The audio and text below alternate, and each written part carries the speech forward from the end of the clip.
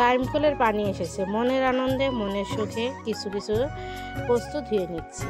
যেমন ধরো পাপোশগুলো, তারপরে তোমার রান্নাঘরে একটা পাটের বস্তা পারি সেটা, বারান্দায় একটা পাটের বস্তা থাকে সেটা, পানিটা পরিষ্কার হয়নি তো সেই জন্য এই জিনিসগুলো ধুয়ে নিচ্ছি। সত্যি বলতে মনের আনন্দই যেন ধুয়ে নিচ্ছি। খুব ভালো লাগছে টাইম কলের পানিটা আসা দেখে। একদমই যে ফুললি পরিষ্কার হওয়া সেরকম হয় না, হালকা পাতলা একটু ঘোলা আছে। তবুও তো এই জিনিসগুলো ধোয়া যাচ্ছে, মনে হচ্ছে কতই না সুখ, কতই না শান্তি। তো মনের আনন্দে জিনিসগুলো দাদা ভাই আজকে দেখতে পাচ্ছ অনেক কিছু নিয়ে আসছে। আরও একগুলো মাছ নিয়ে এসেছে, রৌ মাছ নিয়ে এসেছে, সেটা আমি ধুয়ে টুয়ে ফ্রিজে রেখে দিয়েছি। আর এখানে দেখতে পাচ্ছ মাছগুলো, তোমরা বুঝতে পারছো কিনা। তো এখানে দেখতে পাচ্ছ চিংড়ি মাছ, তারপরে এই মাছগুলো, আমরা এই মাছগুলোকে বাঘ মাছ বলি। তো এই মাছগুলো নিয়ে এসেছে। তো আর চিংড়ি মাছ সাথে হয় 2-4টা পুঁটিও আছে। তো এই মাছগুলো কিন্তু অনেকটাই লোভনীয়, অনেকটাই স্বাদের। এই মাছগুলোর স্বাদটাই কিন্তু অন্যরকম। তো চলো আমি মাছগুলো কেটে বেছে নিচ্ছি। চিংড়ি কিন্তু বড়টা থেকে এটারও কিন্তু অনেকটাই টেস্ট আছে, ছোটো চিংড়িটা আমার কাছে ভালো লাগে ছোটো চিংড়িটা। তো চলো আমি এগুলো কেটে বেছে নেই। একদম তাজা মাছগুলো, নরম হয়নি মাছগুলো। তো চলো ঠিক আছে, মাছগুলো কেটে নিচ্ছি। আর নিয়ে এসেছে ডাটা, তো ডাটা দিয়ে রান্না করবো এগুলো। তো ঠিক আছে, আমি রান্না কেটে বেছে নিচ্ছি। সো হ্যালো এভরিওয়ান, আসসালামু আলাইকুম। সবাই কেমন আছো? আশা করছি আল্লাহর রহমতে সবাই ভালো আছো, সুস্থ আছো। তোমাদের ভালোবাসায় আমিও ভালো আছি, সুস্থ আছি। তো ইন্ডিয়ার আসাম থেকে মাই সিম্পল লাইফস্টাইল চ্যানেল থেকে আমি শেহনাজ তোমাদের সবাইকে স্বাগত জানাচ্ছি মাই সিম্পল লাইফস্টাইল চ্যানেলে। তো আশা করছি আজকের ভিডিওটার কোনো অংশ তোমাদের ভালো লাগবে। যদি ভালো লাগে অতি অবশ্যই একটা করে লাইক দিয়ে ভিডিওটা কন্টিনিউ করো, আর প্লিজ ওয়াচ করার চেষ্টা করো। আর একটা করে লাইক দিতে কিন্তু ভুলো না। যদিও বা কমেন্ট আসছে বাট লাইক আসছে না, ভিউজ আসছে লাইক আসছে না, কেন গো? একটা করে লাইক দিও প্লিজ। তোমাদের একটা লাইক আমার কাছে অনেক অনেক দামি। আর তোমাদের মিষ্টি মিষ্টি কমেন্টগুলো করতে কিন্তু আমার দারুণ লাগে। তো তাই বলছি প্লিজ সবাই একটা করে কমেন্ট করতে কিন্তু ভুলো না, সবাই কমেন্ট করো। তো চলো দেখতে থাকো, আশা করছি আজকের ভিডিওটার কোনো অংশ তোমাদের ভালো লাগবে। যদি ভালো লাগে তো অতি অবশ্যই একটা করে লাইক দিয়ে ভিডিওটা কন্টিনিউ করো। আমার নতুন এবং পুরনো বন্ধুদের জানাচ্ছি অসংখ্য ধন্যবাদ, অসংখ্য ভালোবাসা। আর এই মাছগুলো খেতে কিন্তু দারুণ লাগে। এই মাছগুলো কিন্তু দামটাও বেশি, তাই মনে হয় খেতেও দারুণ লাগে। আমার কিন্তু খেতে দারুণ লাগে, খুব ভালো লাগে। তোমাদের কেমন লাগে প্লিজ কমেন্টের মাধ্যমে জানাতে ভুলো না, ঠিক আছে? তো চলো দেখে থাকো। আর আমি সেহরির সময় কিন্তু এই মাছের সবজিটা দিয়েই ভাত খেয়েছিলাম, মাশাআল্লাহ খুব ভালো লেগেছে। আল্লাহ পাকের কাছে লাখ লাখ শুকরিয়া, অশেষ রহমত আমাদের উপর নাজিল করার জন্য। কারণ দেখো রমজান মাসটা কিন্তু খুব সুন্দর মতো কাটিয়ে ফেললাম আমরা। তো চলো দেখতে থাকো।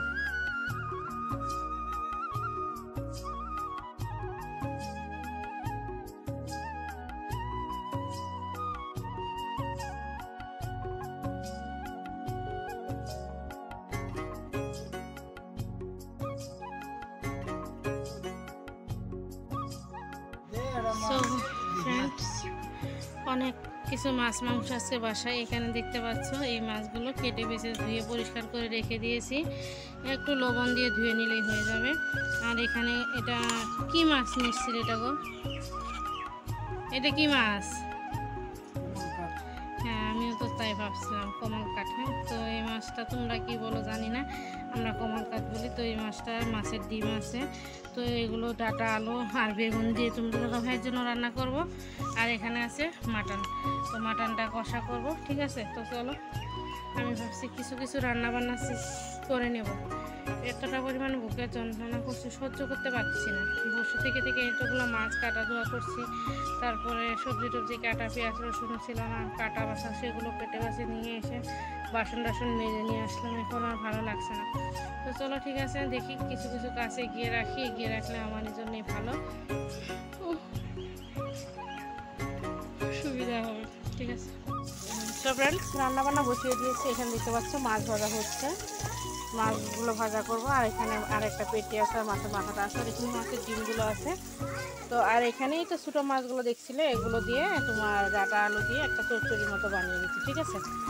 তো মাছগুলো ভেজে শুকনা ভাজা করে মাছই রাখবো, কারণ ছেলে মাছ তরকারিতে দিলে খেতে চায় না, তোমাদের দাদাভাই অতটা পছন্দ করে না তরকারিতে দিলে।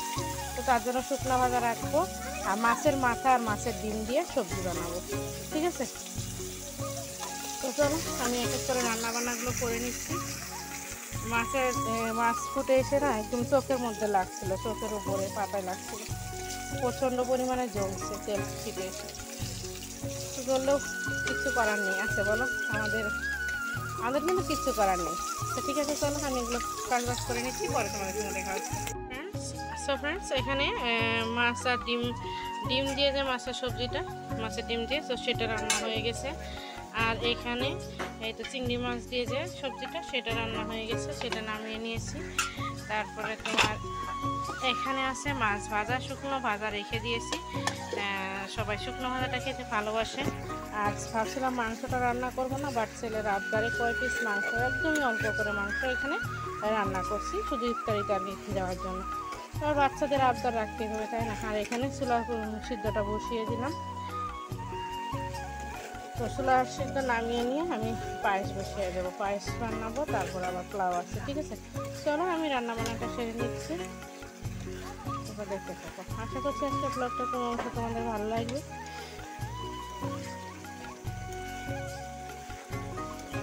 যদি ভালো লাগে অতি অবশ্যই একটা করে লাইক দিন, আর যদি বেশি ভালো লাগে তাহলে আমার চ্যানেলটা সাবস্ক্রাইব করে পাশে থেকে দিতে পারো।